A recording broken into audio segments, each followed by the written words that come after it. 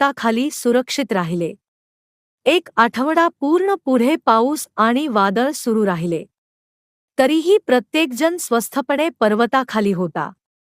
इंद्रदेवाने आपले पराभव मान्य केले आणि पाऊस थांबविला.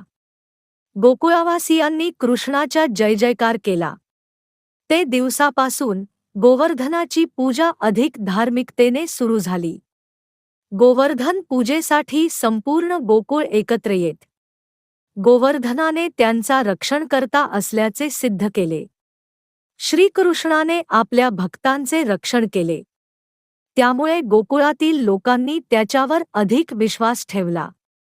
गोवर्धन पूजा हा गोकुळातील प्रमुख सण बनला. पूजेच्या दिवशी सर्व लोक आनंदाने नाचत. विविध पक्वान्नांची रेलचेल होत असे. प्रत्येक कुटुंबाने पूजेला जाता येई. गोवर्धना